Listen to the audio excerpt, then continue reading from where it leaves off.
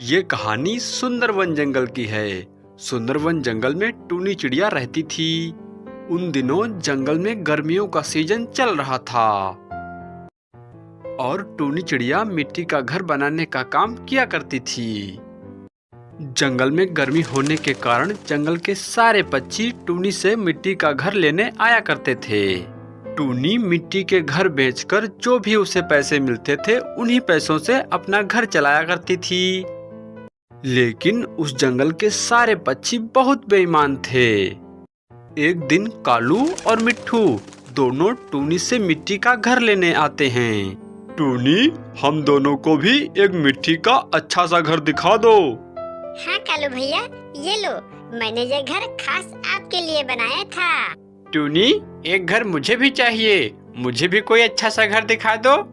हाँ हाँ मिट्ठू भैया, ये लो, तुम्हारे लिए तो मैंने उससे भी अच्छा घर बनाया है। ठीक है टूनी, हम दोनों फिर घर लेकर जा रहे हैं। लेकिन कालू भैया, मुझे मेरे पैसे तो दे दो। टूनी, मैं तुमको पैसे किस बात के दे दूं? कालू भैया, जो तुमने मुझसे घर लिया है, मैं उसी के पैसे मांग रही हूँ। टूनी, ये जो तुम मिट्टी का घर बनाती हो, तो क्या तुम मिट्टी खरीद कर लाती हो? ये तो फ्री की है। लेकिन कालू, मैं इस घर को बनाने में बहुत मेहनत करती हूँ, इसलिए मैं तुमसे अपनी मेहनत के पैसे मांग रही हूँ। टूनी की इतनी बात सुनकर वो दोनों बहुत नाराज हो जाते हैं। टूनी, जहाँ पर तुम रहती हो ये जंगल हमारा है और ये जंगल छोड़कर तुम अभी चली जाओ यहाँ से। कालू भैया, मैं जंगल छोड़कर कहाँ जाऊंगी? वो दोनों टूनी को एक डंडे से मारने लगते हैं। किसी तरह से टूनी उन दोनों से अपनी जान बचाकर भाग जाती है। उन दोनों का अत्याचार ऊपर आसमान में बैठा बादल देख रहा था। इस जंगल के तो सारे पक्षी बेईमान हैं और ये कालू मिट्ठू ने तो आज हद ही कर दी।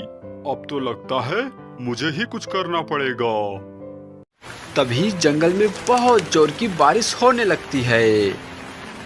जंगल में बारिश इतनी तेज हो रही थी कि थोड़ी ही देर में जंगल में बहुत पानी हो जाता है और उस जंगल के सारे पक्षियों के घर मिट्टी के बने हुए थे।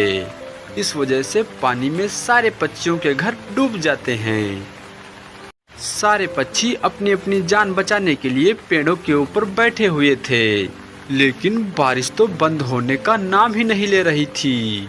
दोस्तों, मैंने फैसला किया है कि मैं इस जंगल से अब बाहर जा रहा हूँ। यहाँ तो बारिश बंद होने का नाम ही नहीं ले रही है। कालू और मिट्ठू दूसरे जंगल की तरफ चल देते हैं। वो दोनों दूसरे जंगल को आ जाते हैं। यार मिट्ठू, इस जंगल में तो बहुत अच्छा लग रहा है। ये जंगल तो हमारे जंगल से भी अच्छा है। हाँ, अच्छा तो लग रहा है। चलो कहीं चलकर कुछ खाते हैं, मुझे बहुत जोर की भूख जो लगी है। वो दोनों खाने की तलाश में चल देते हैं। दोनों जंगल में जा रहे थे, तभी एक नदी के किनारे उनको शिकारी चील देख लेता है। अरे वाह, ये दोनों पक्षी तो बहुत अच्छे हैं। इनको खाकर मैं अपनी भूख मिटाऊंगा। चील उन दोनों का शिकार करने चल देता है।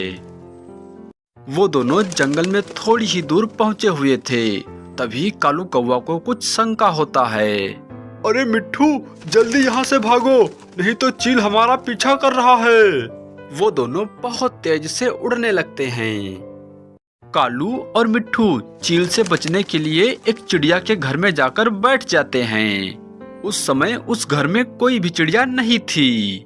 मिट्ठू, यह घर कितना अच्छा है, पता नहीं किस चिड़िया का है ये। वो दोनों ऐसे ही बातें कर रहे थे, तभी वहाँ पर टूनी चिड़िया आ जाती है। अरे टूनी, तुम इस जंगल में क्या कर रही हो? कालू, ये बात तो मैं तुमसे पूछने वाली हूँ।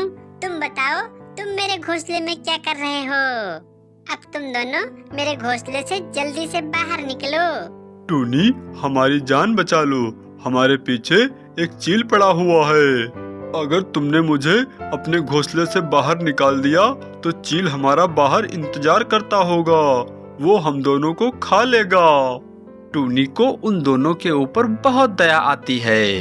ठीक है, कुछ देर के लिए तुम मेरे घोंसले में रुक सकते हो। टूनी, मैं तुम्हारा ये एहसान कभी नहीं भूलूंगा।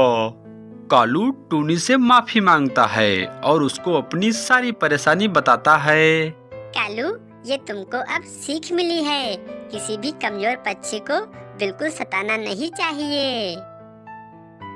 उस दिन से कालू और मिट्ठू जंगल के सबसे अच्छे पक्षी बन जाते हैं। दोस्तों, अगर ये कहानी अच्छी लगी हो तो हमारे वीडियो को लाइक कर दें और चैनल को सब्सक्राइब करके बेल आइकन को प्रेस कर लें ताकि सबसे पहले वीडियो हमारे आपके पास पहुंचे।